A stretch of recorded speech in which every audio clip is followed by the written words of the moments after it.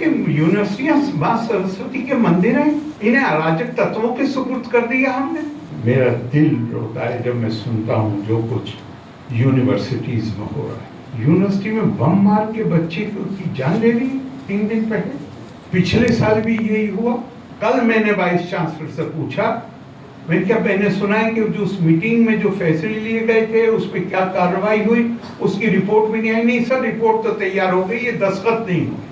Internet पे चले जाइए, जिब्राल्टर ऑपरेशन 1988 में ये उन्होंने अपनी नीति बनाई बांग्लादेश के बाद कि अब ये साफ है कि हम भारत को जंग के मैदान में नहीं हरा सकते, लिहाजा सीधी लड़ाई लड़ने की बजाय हमें भारत के शरीर पर 1000 जख्म लगाने हैं जो आतंकवाद के जरिए ही लगाए जा सकते।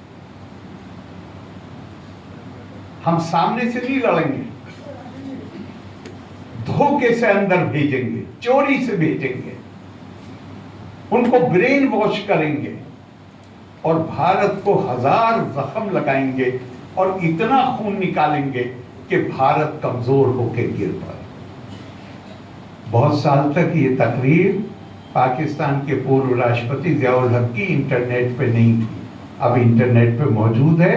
मैं आरोप नहीं लगा रहा हूं। तो मुझे बहुत खुशी है कि हमारे माननीय प्रधानमंत्री जी, हमारी सेना, हमारे देश के लोग जिस तरह एक व्यक्ति, मुझे अगर 1% या 2% कोई दूसरी राय के हों तो मुझे कोई दिक्कत नहीं होती साहब। इसलिए नहीं होती कि हमारी ये भी परंपरा है कि जो 99% से भी ज्यादा लोग मानते थे, चारवाक ने हर चीज को रविश कर दिया। उसने कह दिया ये कुछ भी नहीं है। लेकिन इस देश ने कभी एक कंकरी नहीं मारी बल्कि महात्मा कहा। ये इस देश की संस्कृति का हिस्सा है। हमारी अस्मिता, मैंने जैसा आपने आज विषय रखा है, हमारी असल जो अस्मिता इस आधुनिक युग में हम पूरी दुनिया के साथ आगे बढ़ेंगे। माननीय प्रधानमंत्री जी ने ऐलान किया है कि 2047 तक भारत को विकसित देशों की लाइन में आगे खड़े होना है। हम उसके लिए संकल्पबद्ध हैं। हम उसके लिए हर भारतीय उसमें अपना योगदान देगा, उसमें मुझे कोई संदेह नहीं है। लेकिन इस ध्यान के साथ कि हमारी असल अस्मिता जो है वो ज्ञान और प्रज्ञा। और एक बस कहते हुए बात खत्म करूंगा, बहुत समय ले लिया मैंने। मुझे आज ये पत्रकारों की सभा है इसलिए कह दूं तो कोई बात नहीं है कि मेरा दिल रोता है जब मैं सुनता हूं जो कुछ यूनिवर्सिटीज में हो रहा है। यूनिवर्सिटी में बम मार के बच्चे की जान ले ली 3 दिन पहले। पिछले साल भी यही हुआ। राजभवन में मीटिंग हुई।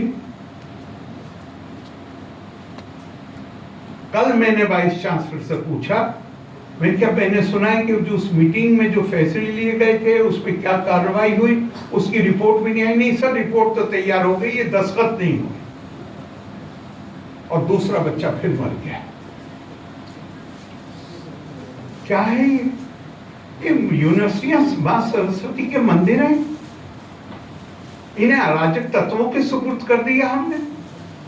तो मैंने उनसे कहा मैं कि ये मीटिंग अब राजभवन में नहीं होगी, जहां ये घटना घटित हुई है कल मैं वहां आ रहा हूं और मैं यहां से सीधा वहीं जा रहा हूं।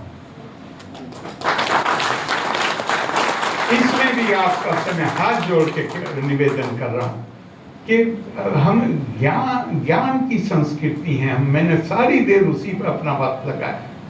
अगर ज्ञान के मंदिर में बम चलेंगे या ऐसी घटनाएं होंगी जो शर्मिंदा, मैं कह नहीं सकता।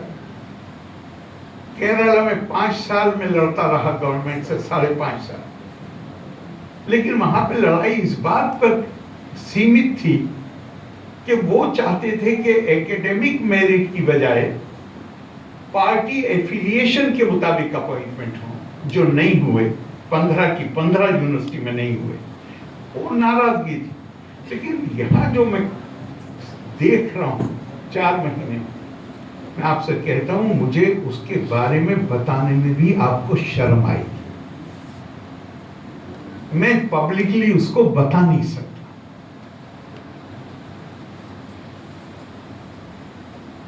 जिस तरह के फोन किए जा रहे हैं उन लोगों को जिनकी नई नियुक्ति हुई है, ये करोगे तो ये हो जाएगा, ये करोगे तो ये हो जाएगा। 1-2 एक्शन भी लिया जहां बिल्कुल पुष्टि हो गई। तो इसमें मुझे आपकी मदद चाहिए। मैं आपसे उसके लिए प्रार्थना कर रहा हूं, अनुरोध कर रहा हूं, और आप सबके को मैं अपनी शुभकामनाएं देता हूं। जिनको आज सम्मानित किया गया है उनको एक बार फिर बधाई देता हूं। लोका समस्ता सुखिनो भवन्तु। धन्यवाद। जय हिंद।